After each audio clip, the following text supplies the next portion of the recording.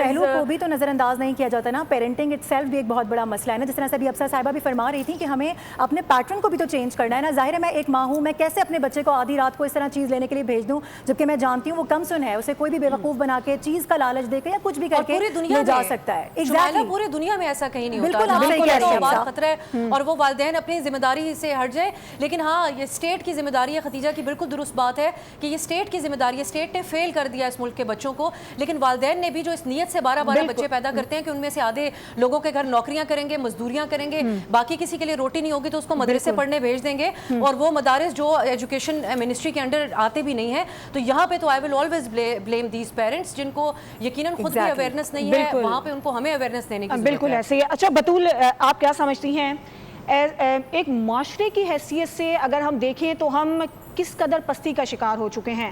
ابھی آپ نے جو ولی کا تازہ ترین واقعہ کچھ دن پہلے پیش آیا, بڑا دل خراش تھا, اس میں جس طرح سے بچے پر تشدد کیا گیا.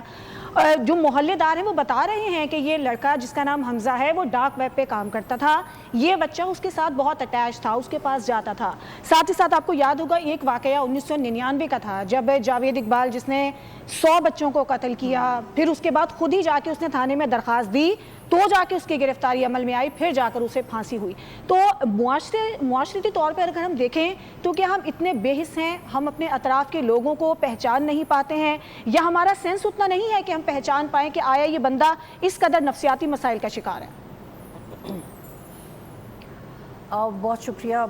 دیکھیں یہ جو موضوع ہے اس میں اتنے ملٹیپل فیکٹرز ہیں جن کو ایڈریس کیا جانا چاہیے, اور وہ کسی ایک ٹرانسمیشن میں یا کسی پینل ڈسکشن میں ایڈریس نہیں ہو سکتا, کیونکہ اس کا تعلق معاشرتی اصلاح سے ہے, فیملی ایز بیسک یونٹ سے ہے. جب کوئی ماں باپ بنتا ہے اور آپ کسی جان کو دنیا میں لے کے آتے ہیں تو آپ اس کے ذمہ دار ہوتے ہیں. سب سے پہلے آپ خود اس کے ذمہ دار ہوتے ہیں کہ آپ کلیئر ہیں کہ آپ نے اس کو پیدا کیوں کیا ہے, کیا آپ کلیئر ہیں کہ آپ نے اس کو حفاظت کیسے کرنی ہے, کیا آپ کلیئر ہیں کہ آپ نے کتنی دیر اس کو رشتہ داروں میں چھوڑنا ہے, کیونکہ زیادہ تر جو ابیوزرز ہیں وہ تو رشتہ داروں میں ہی ہوتے ہیں. میری اپنی کچھ قریبی لوگوں کے ایسے قصے ہیں جنہوں نے ان کو زندگی بھر انفلوئنس کیا. تو بہت ملٹیپل فیکٹرز ہیں. میری کوشش ہوگی کہ میں جو زیادہ ضروری فیکٹرز ہیں ان کے اوپر بات کروں.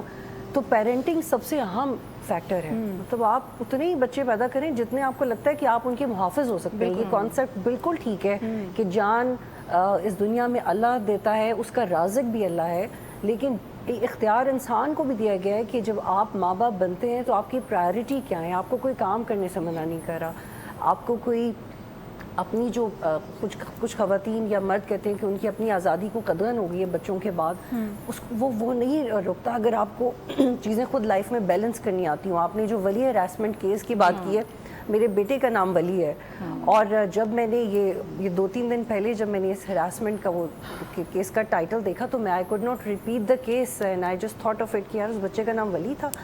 اور ولی کا مطلب اللہ کا دوست ہوتا ہے. یہ نام ہی اتنا خوبصورت ہے. اور آپ دیکھیں کہ ماں باپ اپنے بچوں کے نام کیا سوچ کے رکھتے ہیں کہ وہ بڑا ہوگا تو وہ اس معاشرے میں کیسے انفولڈ کرے گا اپنی پرسنالٹی, اور آپ اس کا یہ حشر کر دیتے ہیں. سو مجھے ابھی بھی گوز بمز ہو رہے ہیں. میں بالکل مینٹلی پریپیئر نہیں تھی اس بارے میں بات کرنے کے لیے, بٹ اور میں اس کیس کو ریفر بھی نہیں کرنا چاہتی تھی, لیکن چونکہ آپ نے ذکر کر دیا تو پھر میں نے ایسا کہہ دیا.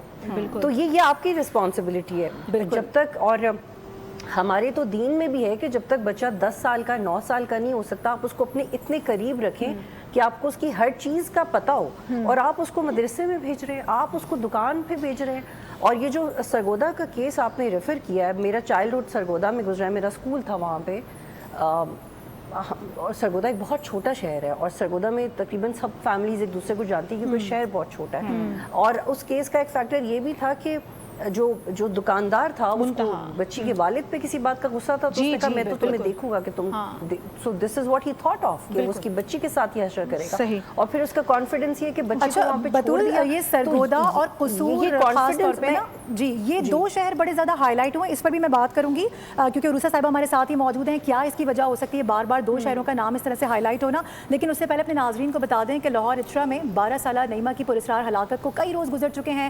اس پر ہم بات بھی کر رہے ہیں, لیکن اس کے باوجود بھی اہل خانہ انصاف کے منتظر ہیں, اور والد کہہ رہے ہیں کہ تحقیقات کی رفتار پر انہیں تحفظات ہیں اور وہ چاہتے ہیں کہ اصل حقائق جلد سامنے لائے جا سکے. اب اس حوالے سے ہماری جو نمائندہ ہے اریبہ آفتاب, انہوں نے کچھ گفتگو کی ہے, وہ ذرا ملاحظہ کرتے ہیں, پہلے پھر دوبارہ سے پینل کی جانب آئیں گے.